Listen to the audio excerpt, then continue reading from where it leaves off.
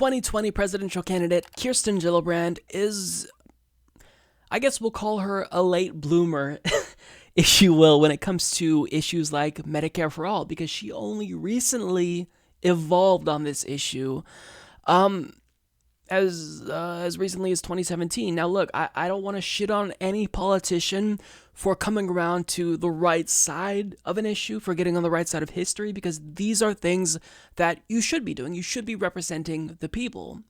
However, with that being said, we need to be nuanced as progressives and understand that there's a difference between signing on to Medicare for All for purposes of political expediency and actually signing on to Medicare for All because you're going to be a leader and fight for it, and vociferously and passionately argue for it, and do what you can to deliver this policy, to get it codified into law. Now, whether or not Kirsten Gillibrand would actually be a leader on this issue and fight for it and isn't just going along with the flow, that's a different question in and of itself, a question we haven't got an answer to until recently, when she appeared on an episode of Pod Save America, and she was asked a very direct question: how willing she is to fight for an issue like Medicare for All when it comes to breaking decorum in the United States Senate. And she showed her cards right here, because she made it clear she's not going to fight that hard. At best, you as president would have a Democratic majority in the House and a narrow Senate majority. Certainly not 60 votes, right, after this election. So there are no Senate Republicans in favor of Medicare for All. Probably very few in favor of a big program like Green New Deal or something like that. As president, would you push, hopefully, Majority Leader Chuck Schumer to get rid of the filibuster so you can pass something like Medicare for All or a Green New Deal?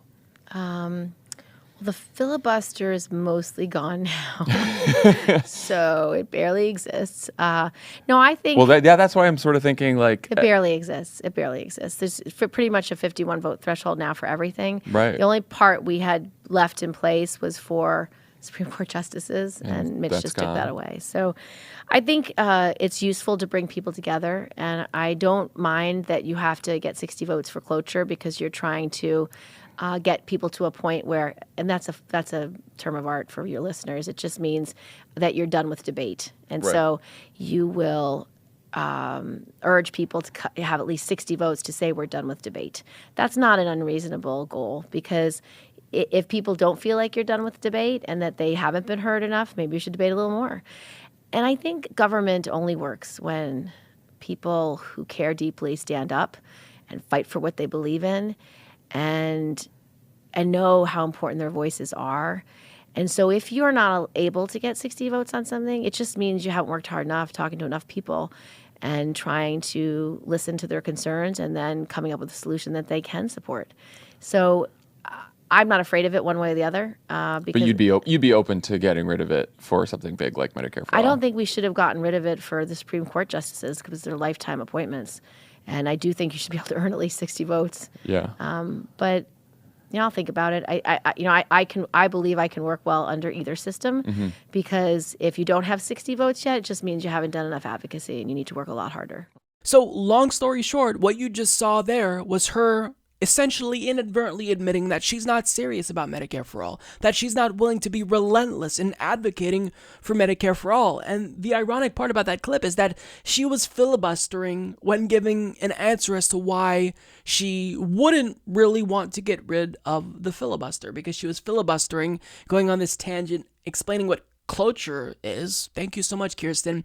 All in an attempt to kind of buy herself some time and think of a justification for wanting to keep the filibuster. But the fact that you would prefer to operate in a system where you need 60 votes for something like Medicare for All, when Republicans are approving Supreme Court justices with just a 50+ 1 vote majority, it shows that you're just not really willing to be a fighter. And she says, quote, "If you don't have 60 votes yet, it just means you haven't done enough advocacy and you need to work a lot harder."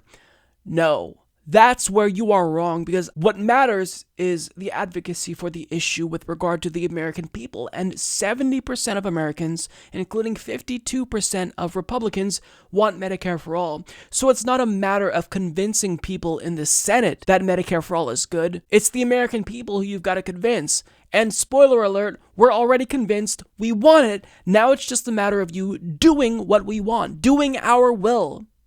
So I don't give a fuck if that requires 51 votes or not. Do whatever is easiest to deliver on a policy that the American people desperately want and are begging for, that people on the left and the right want. But Kirsten Gillibrand showed that she's going to be an Andrew Cuomo. Well, I wanted Medicare for all. We proposed it, but it failed because it didn't, meet the 60 vote threshold. Well, then you need to twist arms. Think about this. Medicare for all, it's not going to be the type of issue that will ever come to fruition and actually be passed if we have some namby-pamby Democrat who's just going to say, oh, well, here's the issue, vote on it. Oh, it failed, okay, done. You have to build coalitions. You have to twist arms. You have to issue threats. Use your bully pulpit to fight for it. Split skulls. Get fucking Medicare for all. Metaphorically speaking, by the way, when I say split skulls. But get Medicare for all. And she's showing that she's just not going to be a fighter for it.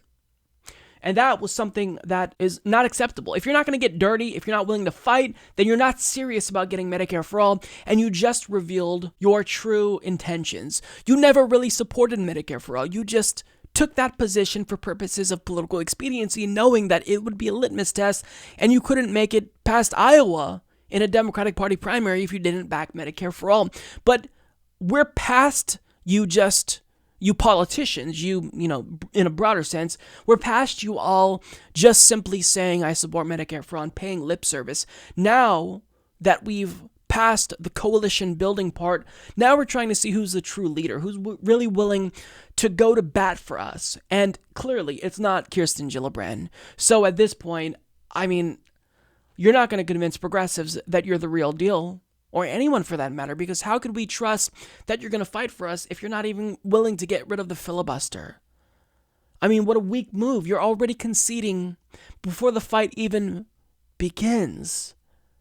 So she's not it if you're hoping for Medicare for all. Subscribe if you like this video, folks. Mike's tremendous, and he's doing a really, really good job. Many people are telling me about how wonderful the Humanist Report is. Bigly.